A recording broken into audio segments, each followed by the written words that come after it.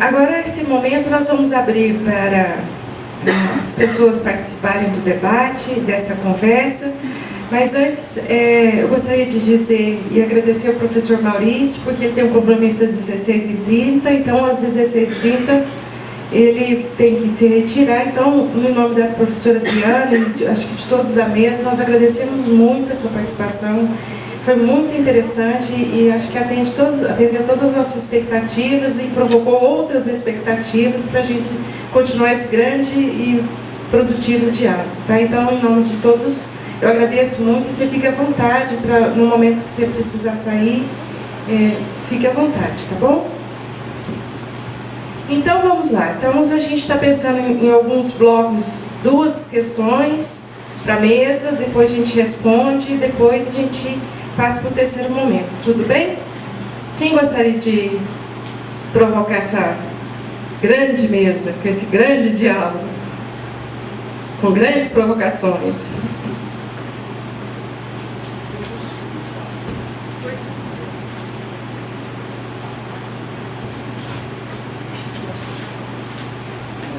Posso começar, né? Quem não é lista não petisca. Aí eu vou querer petiscar. A minha questão talvez ela seja muito simples, mas eventualmente pelo lugar onde a gente sai, a gente fala sempre a partir de algum lugar, seja ele histórico, um lugar ideológico, um lugar político, um lugar econômico, um lugar cultural, etc, etc. Mas de algum lugar a gente tem de falar. E nisso, não é? Eu também, esse é um processo pessoal que estou desenvolvendo agora com o trabalho da minha tese, não é? Exatamente sobre o meu papel enquanto formador de professores na universidade, não é? Professores de línguas, não é? E depois um professor de línguas que nunca estudou filologia, por exemplo, não é? Eu fiquei 7 anos na França, na licenciatura na Franche-Comté. Não tivemos na grade não havia. E mesmo o mestrado ele passa muito rapidamente, a especialização também, não é? E eu reparei para um instituto de educação da Universidade do Minho, né, em Braga, eu fiz um mestrado ali. Não tem. E o meu problema é esse, eu estou num embate teórico a partir do meu lugar mesmo, não é? Como é essa coisa de língua, né, num reduto bem delimitado, como é que funciona essa coisa de linguagem e a gente está habituado em afirmar de forma enciclopédica, não é? A língua serve para comunicar, etc. E depois a gente fecha o discurso. E eu ouvi da mesa também, né, a entrar quase que recorrentemente o conceito de ideologia, né? E depois, por um lado, ficou a ideia, a partir da fala do professor filólogo, né, esse quase determinismo histórico que a gente não faz, não produz nada, né? A gente não produz nada. Eu estou com essa pretensão de dizer que há um determinismo histórico e, portanto, o nosso papel é quase de um espaço muito reduzido. Mas eu dialogo um pouco, professores, com a escola russa, né, desde a psicologia histórico-cultural, agora com a filosofia da linguagem, a partir do Bakhtin mesmo, possível, me interessa, não é, para o meu trabalho, e eu achava que tinha respostas. Agora está tudo abaixo, estou tentando ler o Lefebvre, porque vai trazer o outro conceito sobre essa questão da representação, não é? Que por um lado é ideologia, para os outros, ideologia no conceito de Marx, que não coincide literalmente com o conceito de ideologia em Bakhtin, E depois aparece o Lefebvre, vai discutir as duas ideias de ideologia e coloca o conceito da representação e depois monta duas categorias, de ausência e presença. Como é que funciona isso? Isso me chama a atenção num contexto que eu falo português como segunda língua, não é? Eu tenho uma língua primeira, existe a língua segunda, existe a terceira, e hoje em dia a gente desenvolve o conceito de língua de herança, não é? Você tem em Moçambique o português, não é? Como cidadão, o português, os pais são portugueses. Ele nasceu em Moçambique, ele não é português, mas fala português. Então a gente desenvolve esse conceito de língua de herança. Como é que funciona essa coisa de ausência e presença? Língua enquanto representação, língua enquanto código e língua também enquanto ideologia.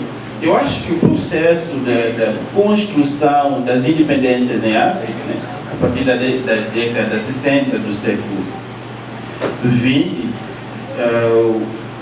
essa é a minha leitura, se aproveitou dessa leitura de humanização, não é? Aí entra a Igreja Católica entra, com a escola, com a instituição do Estado. Então se aproveitou desse discurso da língua enquanto um projeto de humanização para exatamente fazer o contrário. Eu concordo com o conceito de ideologia em Marx, não é?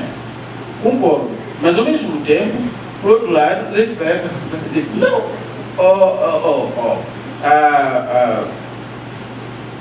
a questão da representação, ela não é necessariamente falsa, ou não é necessariamente também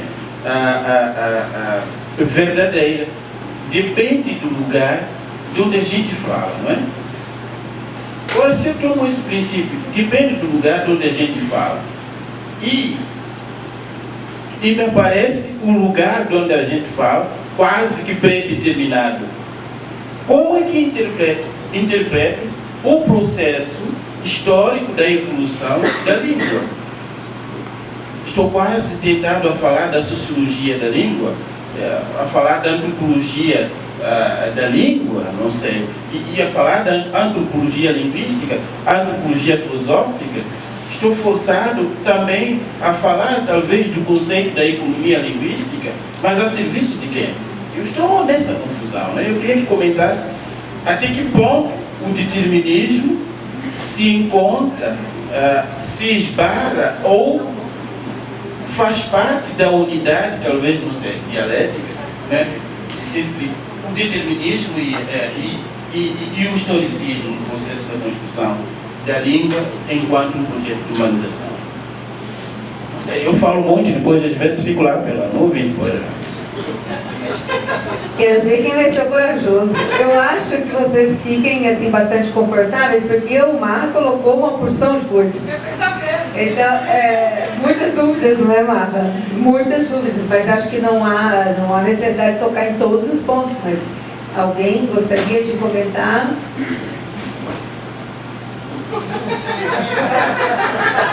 Acho que ele se ficou contemplado na pergunta, né? Acho que precisa esclarecer alguma coisa, pelo menos não para dar a resposta, que acho que é muito ampla. Primeiro eu gostaria de parabenizá-lo pela questão, que como estudante, a melhor coisa que existe é essa inquietação.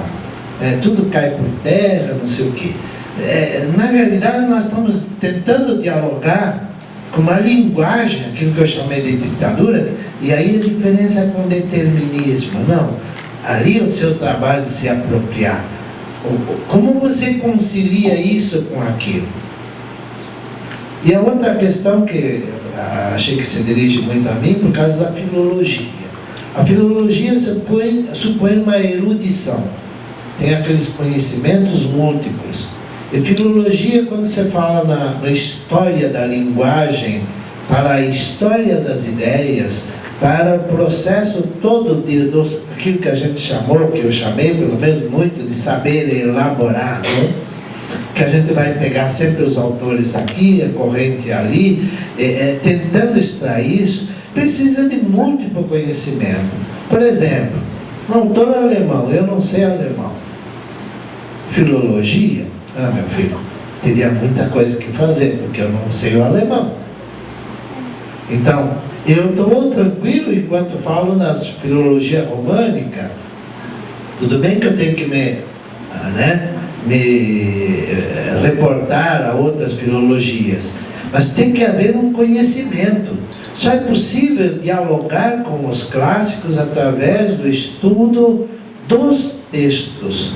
Tentar ir lá, porque esses textos que nós temos em mão, estou vendo aí a questão das traduções do Vygotsky atuais, participei lá do congresso no Rio, né, sobre essa nova tradução lá do Vygotsky, né?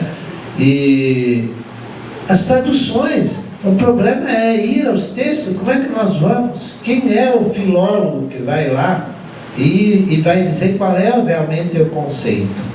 Porque não é que está determinado, e nem o nosso aluno vai ser o retransmissor daquilo que eu conheço. Mas eu vou criar a inquietação, porque eu sou educador. Eu provoco, o apetite é seu. E a alimentação, a nutrição vai ser a sua capacidade, que é um processo de apropriação. Que o aluno não tem que virar o Dagoberto, nem tem que virar Adriano. Não é isso? Ele vai ser ele, o subjetivo, né? Ele vai construir alguma coisa. A partir das condições, da formação, das experiências e assim por diante, você vai traduzir isto.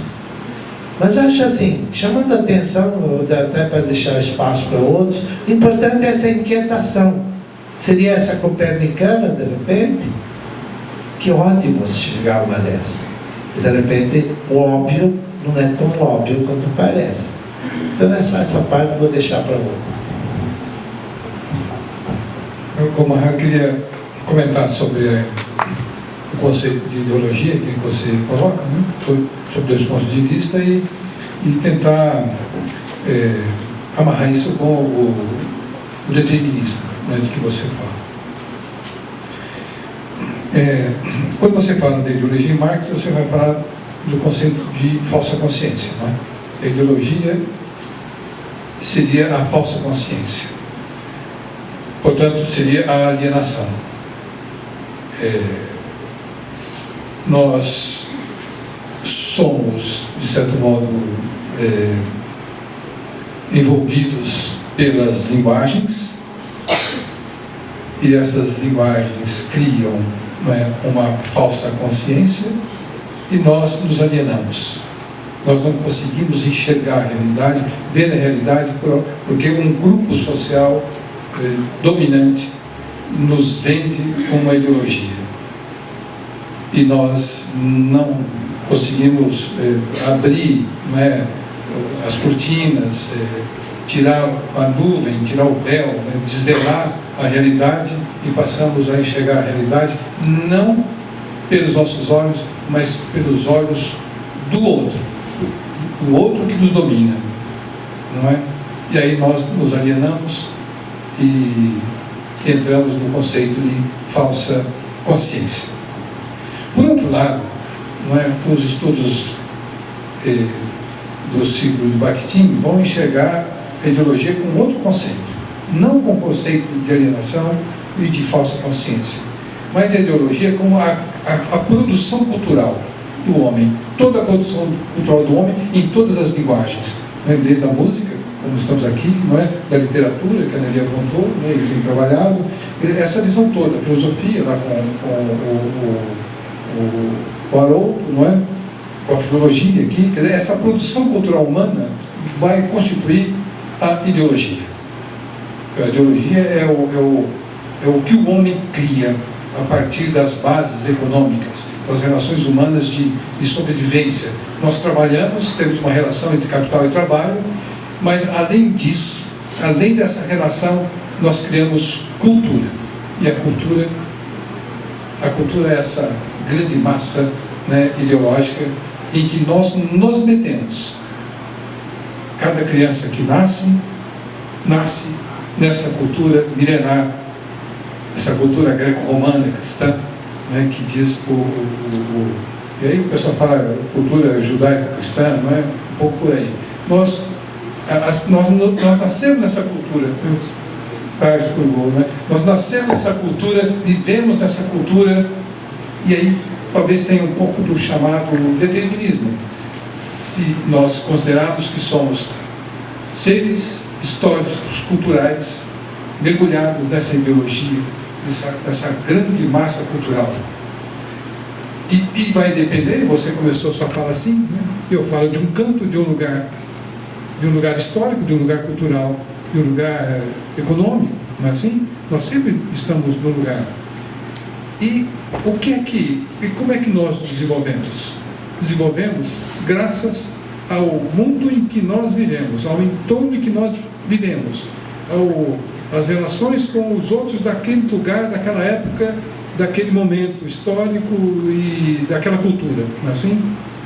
Olha, e você disse também, olha, eu não conseguia estudar filologia, não tinha na grade lá em Franche-Comté, né? Não tinha na universidade que eu fiz, nem no curso lá de mestrado.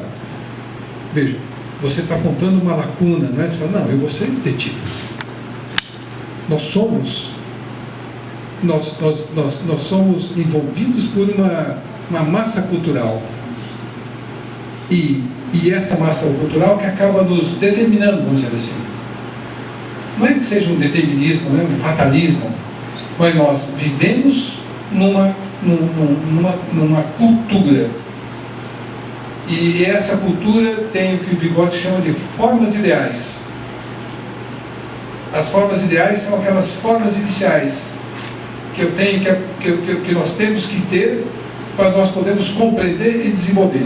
Se você não teve, não foi envolvido com esse conhecimento da filologia, como eu também não é? Nós não podemos nos desenvolver nessa área. E a mesma coisa acontece com a criança. Vamos pensar aqui no que a Nelly está trabalhando, não é? Se desde e também as duas vertentes aqui da cultura, não é? Se o trabalho, né, feito pelo Orozco com as crianças, se as crianças nunca tiverem contato com o violão e com essa apreciação estética, como é que eles vão desenvolver, não é? Afinar esse conhecimento da música e saber selecionar, isto aqui é uma boa música, isso aqui não é? Como é que as crianças vão saber isso aqui é uma boa literatura? Olha lá, desenvolver a apreciação estética, né, da poesia e do texto, da história, se eles não tiverem desde o início isto na sua vida. Portanto, eles têm, se não tiverem, e as nossas crianças quase não têm, elas estão quase determinadas a não apreciar a música de que o Maurício fala, né? O Maurício fala, e não pode dar, não é? E não vamos pode ser e nem saber apreciar a poesia de que a Nelly fala, não é? Como é que eles vão? Eles estão determinados a não saber, determinados a não compreender. Eles estão fora de uma cultura que o homem criou, apesar de estarem no mundo cultural que tem. Mas eles não têm acesso, ninguém ofereceu. E quem que pode oferecer? O adulto. É o adulto que vai dizer. Do mesmo modo, se você tem uma criança que tem, não é? Sim. Eu fico dando aula, né? Ela fica dando aula. Do mesmo modo, uma criança que tem tudo isso, está determinada praticamente a saber apreciar, a desenvolver essa apreciação estética, não é? Então a questão é esta, Mara, não é? É a cultura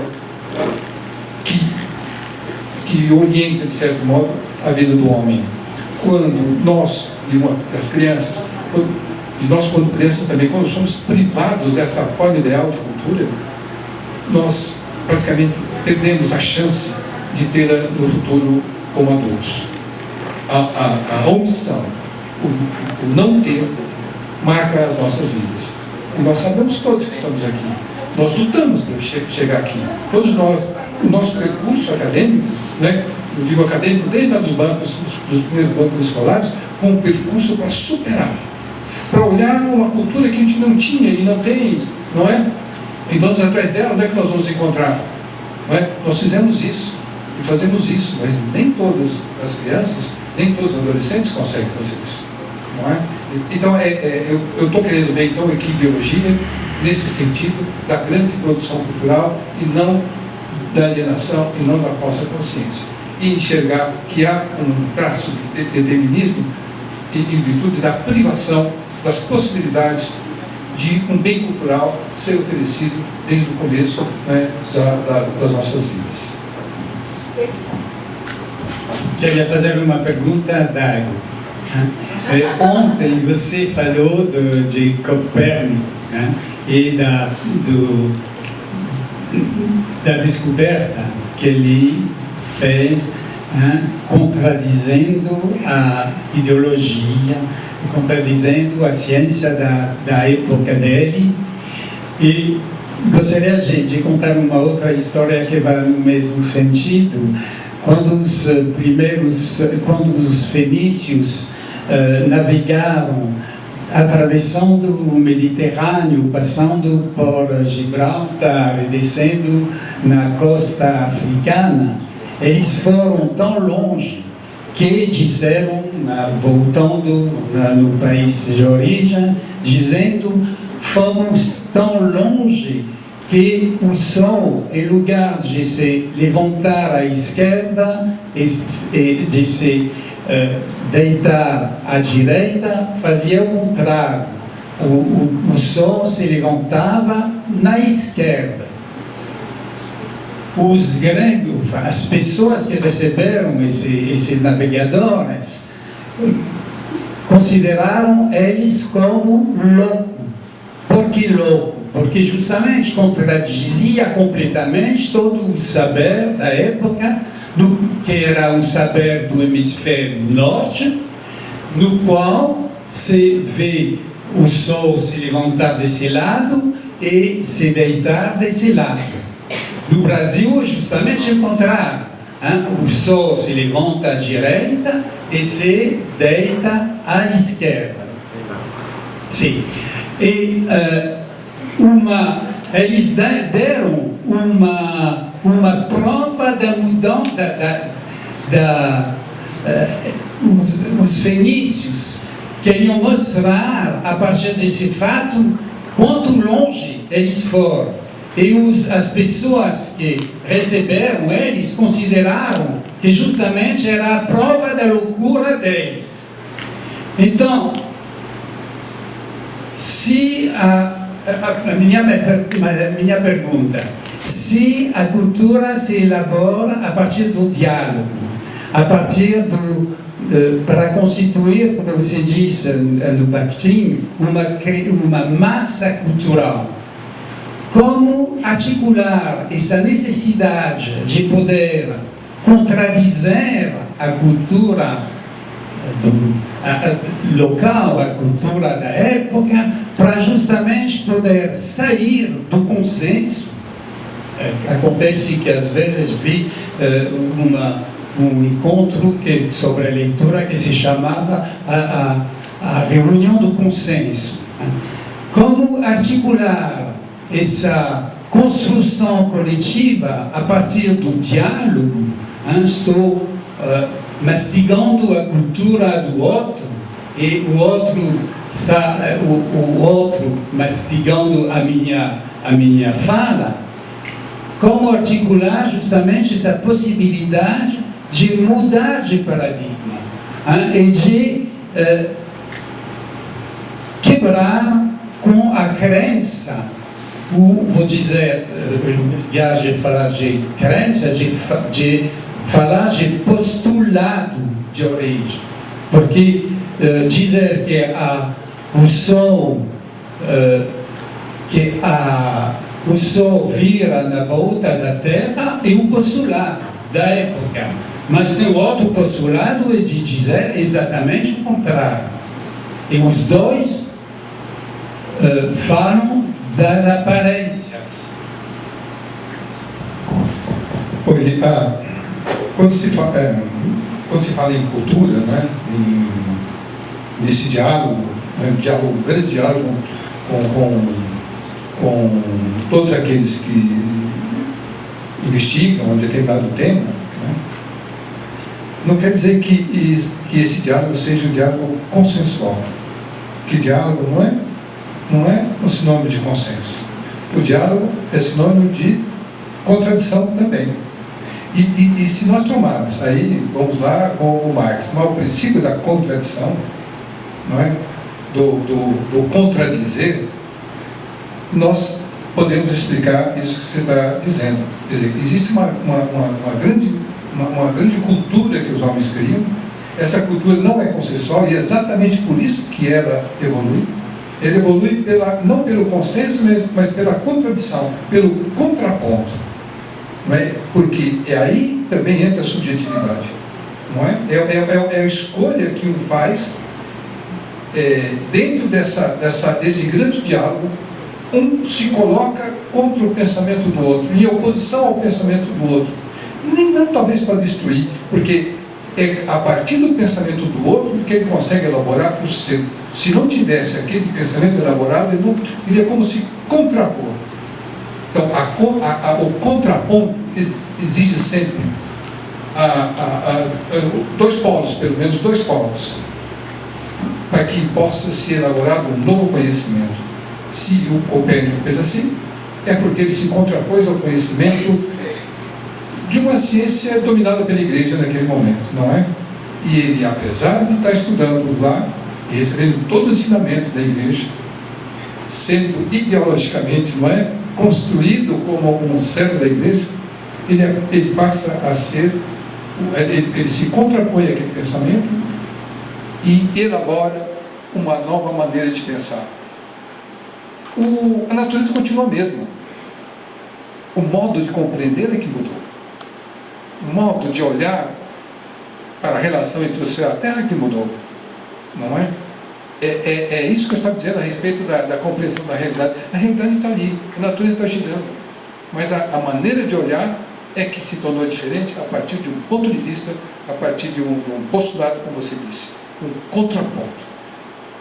A ciência não tem uma evolução linear. Ela é feita de contrapontos, de dissensos e consensos provisórios. Senão ela não avança.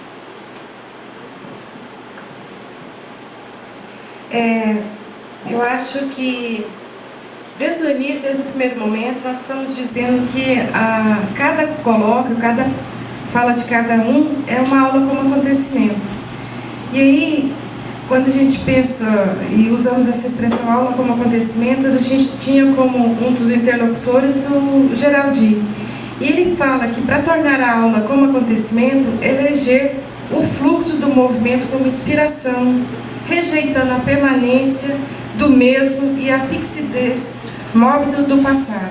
E foi com esse entendimento que afirmamos ao longo desses 3 dias, nos 3 momentos, manhã, tarde, noite, hoje pela manhã, e agora que nós estamos vivendo uma aula como acontecimento, pela pluralidade de posicionamentos e fundamentalmente por proporcionar inúmeras perguntas, provocações e incertezas. E mais uma vez, esse debate foi uma aula acontecimento.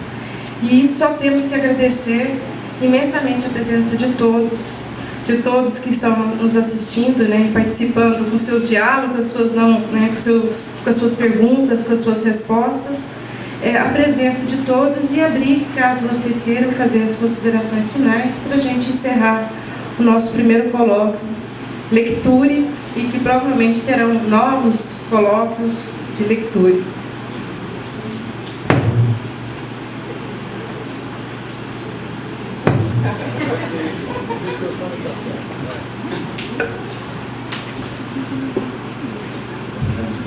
Não, eu só quero mesmo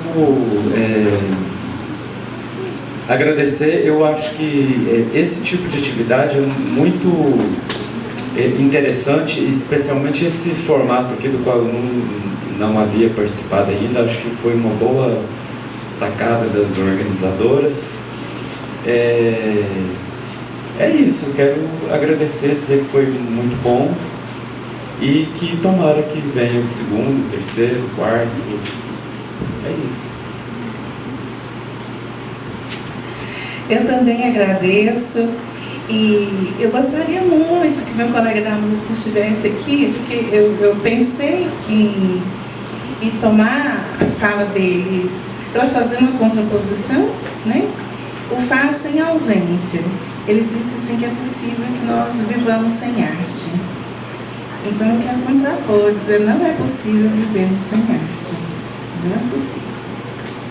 Em quaisquer das suas linguagens, ela está presente, né? Seja na nossa habilidade de fantasiar, de nos deslocar de nós mesmos, de ocuparmos outros lugares, outros espaços por meio das nossas faculdades imaginativas, por meio das nossas cantarolagens, enfim, ficcionalizamos nós mesmos, ficcionalizamos a respeito dos outros.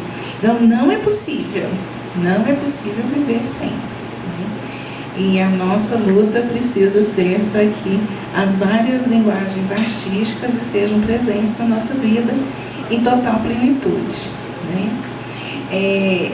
Entendo que a contradição cada vez mais tem se colocado para mim como uma categoria necessária, sobretudo para pensarmos na produtividade que as contradições podem nos trazer, né?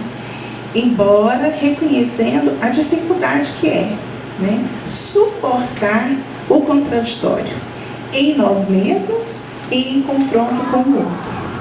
Sobretudo se pensarmos que os contraditórios não necessariamente precisam nos colocar no campo da eliminação do outro, né, da violência para com o outro.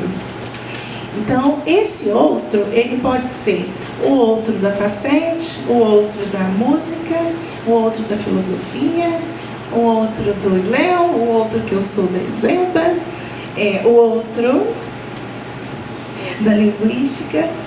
Então, é essa possibilidade que nós vivemos aqui, de nos colocar, né, numa perspectiva daquilo que nos orienta, daquilo que nos norteia, daquilo que nos move, a partir de uma vizinhança, mas não de uma igualdade, em que temos singularidades próprias dos nossos campos, mas nos dispormos a falar a partir desse lugar e a ouvir, estando no nosso lugar, mas de lugares diferentes, creio que é a grande riqueza. Então eu só tenho a agradecer essa oportunidade, agradecer muito a confiança que me foi depositada desde o primeiro contato que foi com a minha orientadora, né, Enivalda. E Enivalda pediu, né, falou assim, olha, eu preciso que você vá, que o chão da escola, quem traz aqui para nós é você. E então agradeço muito, muito e me coloco à disposição, né, para outros momentos. Isso é uma coisa que me move, né? Quarta-feira eu saio daqui, estou prestes a me aposentar, né? Aí quarta-feira eu disse assim, momentos como esse que eu até esqueço. Não pelo Temer, mas por mim mesmo e pelo prazer. Eu falei assim, nossa, parece que eu não estou querendo. Eu quero continuar. Então, muito obrigada a todos vocês, vocês que se inscreveram, os meus colegas de mesa, as organizadoras. Muito obrigada.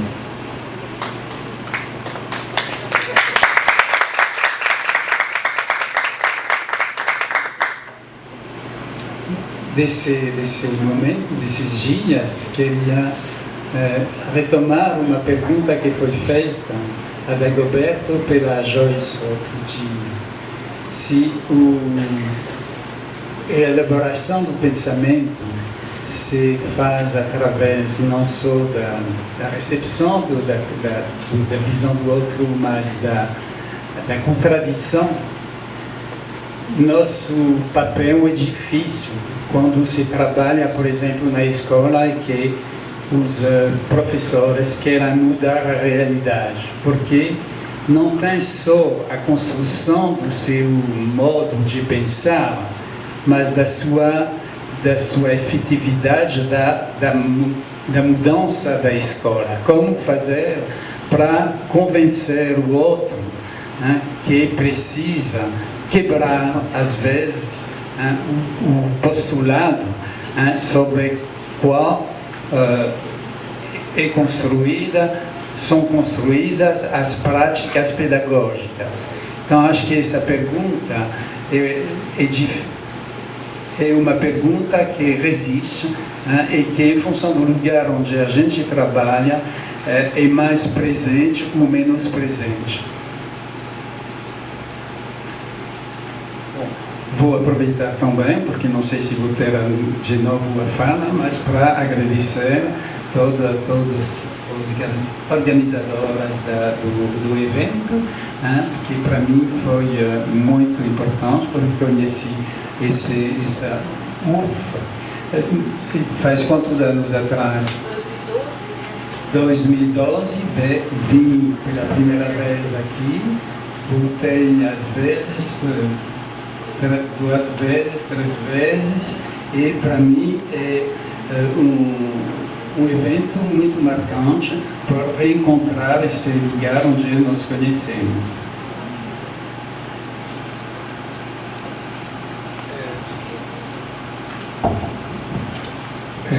Eu queria agradecer também ao convite das meninas para participar desse simpósio, né? E agradecer a vocês que vieram todos esses dias, né? Estivemos todos juntos aqui conversando, e agradecer aos colegas que participaram da mesa, e do mesmo modo que as meninas que planejam, né, têm receio e ficam esperando, olha, será que vai dar certo, como é que vai funcionar, né? A gente que fala também, nós ficamos preocupados, será que não vamos dar conta do recado, né? Vamos atender às expectativas, tanto de quem nos convidou, quanto do público, né, que comparece. E no final a gente, pelo menos, né, se sente bem, acha que ao longo dos 3 dias podemos pensar um pouco mais, discutir um pouco mais, refletir um pouco mais sobre as linguagens da formação humana, que é o tema, né? Eu acho que essa preocupação com as linguagens, não só com a linguagem verbal, né, mas com a linguagem musical também, a gente acaba vendo, né, com a linguagem plástica, como os trabalhos das crianças ali, né, tudo isso faz parte dessa grande área, né, das linguagens e das artes, como disse a Nelly, né. O homem precisa da arte para se humanizar também, usando o verbo, usando o som e usando a cor e o traço. É isso. Obrigado. Bom, também tenho muito a agradecer, estava meio enferrujado já, né? 73, vai fazer 3 anos que fui compulsoriamente aposentado, mas teimei, fiquei aqui como colaborador, sem preocupações de salário, né? E foi assim um momento importante para poder refletir um pouquinho, porque toda vez que a gente vai falar, a gente tem a responsabilidade de pensar que a gente está atingindo a outra pessoa, e até a idade não dá uma certa autoridade, né? Como se isso fosse importante. Mas eu vi ontem no mais jovem aqui que ele estava nervoso um pouco, né? E foi mais ou menos a mesma coisa que aconteceu comigo, nós os 2 mais novos aqui, né? Imagina os outros, né? Mas é importante, eu acho que é um momento assim de convívio, essa troca e tal. Eu queria chamar a atenção para 2 coisinhas aí importantes. Uma que foi o diálogo, né? E que se pensa o diálogo sempre uma coisa amigável. Que eu aqui, assim, muito ironicamente, eu falo que é a política pão de queijo. Aquela coisa de supor que está tudo igual. Nós vamos tratar as crianças como se todos fossem iguais. Mas diálogo tem mais a ver com dialética, que é a contraposição de ideia, do que propriamente com o diálogo. Aquilo que nós estamos acostumados a ouvir. Então estou fazendo um pouco de Copérnico aqui quando eu falo diálogo, dialética. Né? O dialectos era koine dialectos, que é a linguagem comum, não é isso? Então, acho que esse é um aspecto muito importante, acho que esse processo dialético que temos que despertar. E outro é aquilo que está no folder aqui, lugares das linguagens no processo de humanização. O processo de humanização, vamos dizer curto e grosso, né? A escola humaniza, a escola iguala as condições humanas, ou a escola é excludente? A escola, ela pertence ao poder, o poder de uma classe, pois se é isso, falou em ideologia, né? Esse processo de humanização é desenvolver as faculdades humanas e dar umas condições de desenvolver as faculdades superiores de cada um. Então esse processo de humanização, nessa passagem, vou aproveitar o percurso, né? Essa passagem curta que nós temos pela história, né? De repente nessa passagem a gente vai se somar a essa cultura, essa massa cultural que está caminhando apesar de nós, antes de nós, e sei lá onde vai parar. Mas ser homem é tudo que a pessoa humana quer. Nós podemos contribuir para esse processo. E com certeza a presença de vocês me ajudou bastante a me sentir parte dessa massa que busca a humanização, acima de tudo. Obrigado a todos. Eu e a Valéria estamos muito felizes com a conclusão desse colóquio. O Grupo Lecture também, né? E tudo aquilo que foi planejado aconteceu. Acho que a gente tinha muito medo desse último momento que é o debate, mas ele foi riquíssimo, tal qual a gente planejou, não é, Valéria? Eu acho que nesse momento nós nos conhecemos mais, e a partir desse momento que nos conhecemos, nós podemos traçar novos projetos em conjunto. Então, nós sempre buscaremos vocês, agradecemos a participação, mas nós não os esqueceremos. Nós buscaremos novamente. E também o Grupo Lecture se coloca à disposição de vocês, para o que vocês precisarem, e também o público que ficou aqui tão fiel. Começamos o evento com um público maior, como é de costume, e depois tem sempre aquele público fiel que existe até o fim, que é realmente aquele que está muito interessado na temática do evento e tudo isso, né? Então, nós não temos muito como expressar o nosso agradecimento, mas o Grupo Lecture separou um presentinho para dizer para vocês que foi muito importante a participação de vocês aqui, e nós gostaríamos que esse sentimento ficasse expresso nesse presente. Obrigada a todos.